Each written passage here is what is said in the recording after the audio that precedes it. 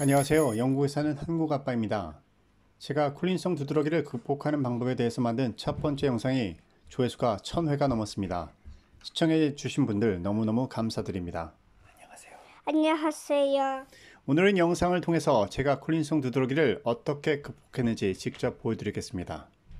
이 영상은 단순히 실내에서 자전거를 타고 있는 제 모습을 담은 영상이 아닙니다. 제가 운동을 통해서 규칙적으로 땀을 배출해내지 않으면 여러분들처럼 하루에도 수십 번씩 피부가 따갑거나 두드러기가 올라와서 일상생활이 힘들고 직장생활이 어렵고 육아가 고달퍼집니다. 매콤한 불닭볶음면을 먹을 수가 없고 새콤달콤한 김치를 입에도 댈 수가 없고 떡볶이 매콤한 냄새만 맡아도 두피가 따가워집니다. 낯선 사람과 이야기를 하면, 그리고 운전을 하다가 갑자기 브레이크를 밟거나 다른 사람과 논쟁을 하면, 아이가 큰 소리를 내고 칭얼거리거나 전화벨이 울리면 수백 마리의 개미가 달려들어서 피부를 물어 뜯는 것처럼 따가워집니다. 콜린성 두드러기에 걸리고 나서 인간에게 수많은 감정이 있다는 것을 깨달았습니다. 왜냐하면 아주 작은 감정이 변화가 있을 때마다 어김없이 피부가 따가웠으니까요. 유튜브로 재미난 영상을 보다가 깔깔거리면서 웃거나 월드컵 축구 경기를 보면서 환호를 할 때, 누군가와 논쟁을 하면서 화를 내면 피부가 미친 듯이 따가웠습니다.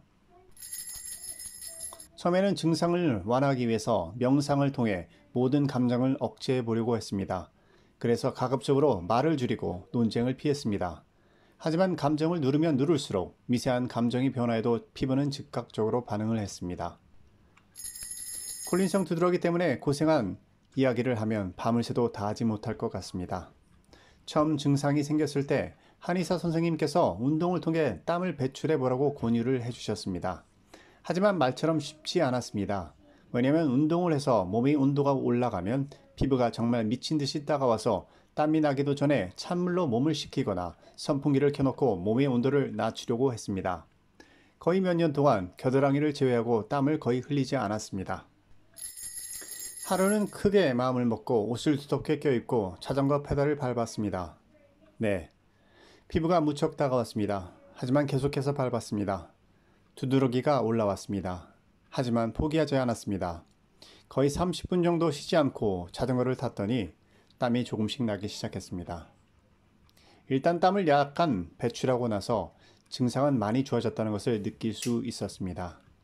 다음 날은 자전거를 탈 때 통증이 첫날에 비해서 약간 줄어들었습니다.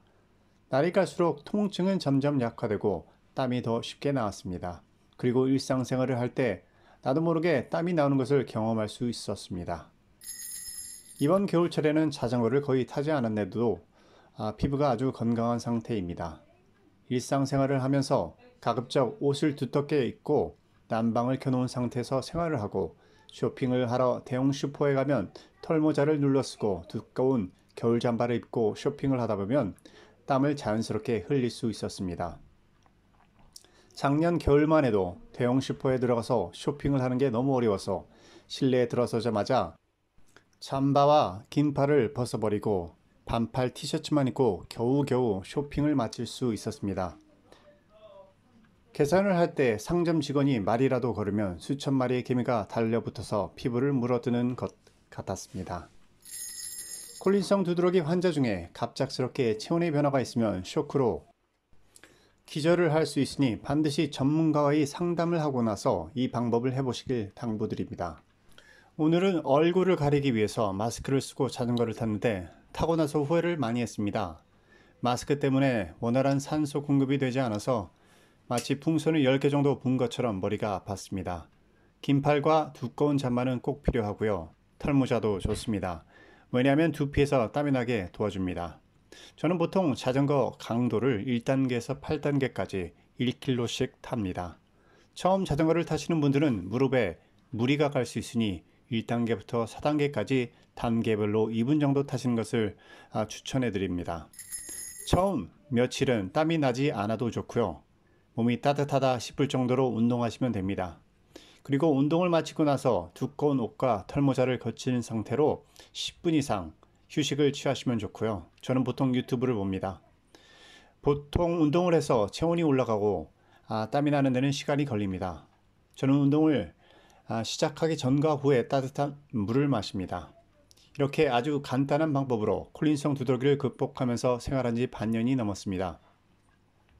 정말 다시 태어난 것처럼 피부 때문에 스트레스를 받거나 피부가 따가운 일은 거의 없어졌습니다. 콜린성 두드러기를 다스리는 방법은 사람마다 천차만별입니다. 콜린성 두드러기 페이스북 그룹에서 시행된 설문조사에 따르면 참가자들이 절반 정도가 규칙적으로 운동이나 사우나를 통해서 땀을 배출하는 방법으로 두드러기를 증상을 완화하고 있습니다. 영상을 끝까지 시청해 주셔서 대단히 감사합니다.